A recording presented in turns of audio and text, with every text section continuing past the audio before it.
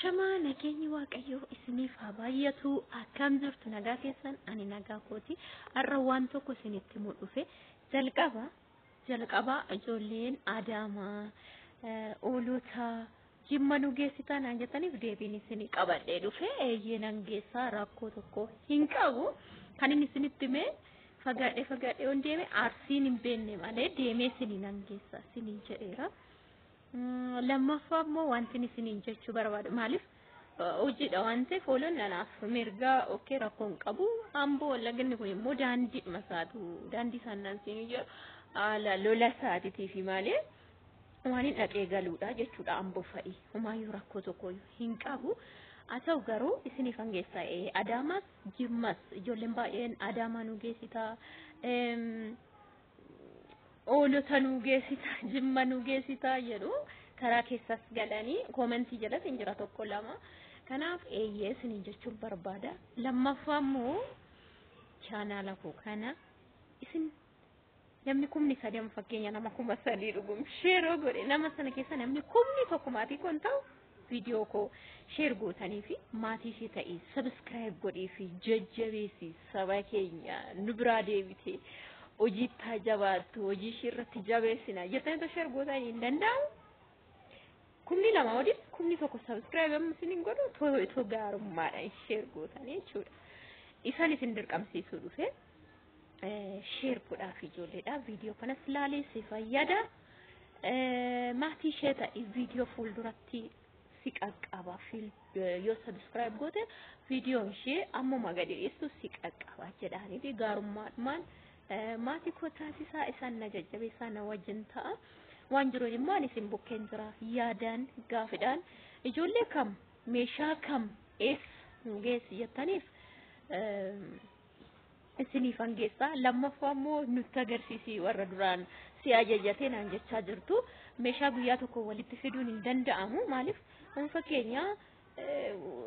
guyyaa tokko yoo baasanii jechuudha meeshaalee akka mana keessaa xixiqqoo yoo bittan guyyaa biraa immoo waan biraa jechuudha maaliif iddoon isaa qobaadha guyyaa tokko masoobiin bita guyyaa tokko meeshaa mana keessaa burcuqqoo ishiin maaliin bitaa jechuudha kanaaf walitti fidachaa waan hin jiruuf viidiyoo godheen isinii fida ilaallee mirkaneeffannu malee sin ajajni warri jettan baay'eetu jira natti fakkaate keessa galtanii nagaafachaa turtanii kanaaf isiniif hambita waan gabaa keessa jiru waan ta'eef gatii isaa faadas immoo nu waraabi viidiyoo waan jettaniif okay gaafa sana hariifachaa anis inni nagadu sunis hariifachaa waan ta'eefan daddafee viidiyoo godhe rakkoon qabu viidiyoo hamma dhumaatti gatii isaa faana isiniif waraabaa rakkoon tokko hin jiru isinii jechuu barbaada otuma ta'e yoo har'a 2,000 kan isiniin jedhe boru 2,300 ta'uu danda'a meeshaan ana qofa miti warreen meeshaa bitan eenyuma biraa yoo laaltanii jechuudha kuni waan biyya keessa jiru walakkaa dabalataatu deema waan ta'eef kanaaf nanuyyuu meeshaa ajajadhaa dafati yeroo kanatti itti fayyadama ana qofa ana toon taane namuma biraatu ajachiifadha meeshaa ol kaawwadha kan inni isiniin jedhu kanaaf isa kanas asumaan hin dabalata sheer isinii godha yaada kooti kun yaada masaa kootiiti ajajadha anas ta'u nama biraas ta'u meeshaa bitadha mana godhadha isiniin jechuu jaaladha isin fayyada meeshaan dabalaa jira biyyuma keessa isa laarraajna kiiloo nuti dabalee iddoo qaraxaatti nu gaafatu isa jennu irratti inni biyyaatu har'a kan gaafataniif iftaan kan gaafatan qobaadha jechuudha anumti kun ijoolleedhaan gatiinsa isa kana jedhee himee ka'e yeroo biraa 200-300 kan dabalate meeshaan jira dhugaa waaqayyo isiniin jechuudha kanaaf daddabaatii bitaadhaa fayyadamaa ol kaawwadha jijjiirama 10,000 20,000 argitu meeshaa mana keessaa yoo bitattan birri meeshaa sanaan bittan immoo baankii keessaa hin argattan achiis immoo itti dadhabdanii qaraxa 20,000 kaffaltanii dhuftan gimmaashni isaa yookiin cibaa waan ta'e jechuudha qaraxni isaa akkasiin gaafatutti hin beeku kanaaf asumatti fayyadama meeshaa waanuma jiruuf jechuudha akkuma isinitti immoo yeroo hundumaan isin gorsaa warra la jirtaniif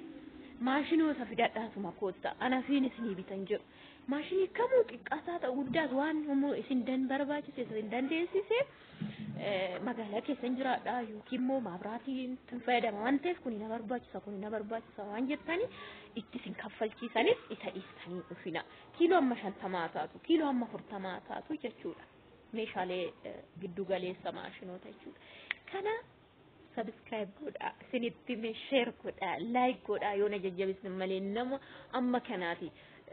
Viidiyoo tokkotti namni kumni ilaalu yookiin 800 ilaalu hin dadhabamu. Ilaalu mitana kan na fayyadu namni biraa darbee akka fayyadamuudha malee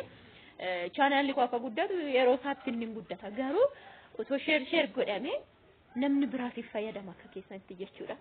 Aariidhaan nuti dubbatta. Inaan hin jedhina. Garaftoo birkaan qaban eerfoonii malee.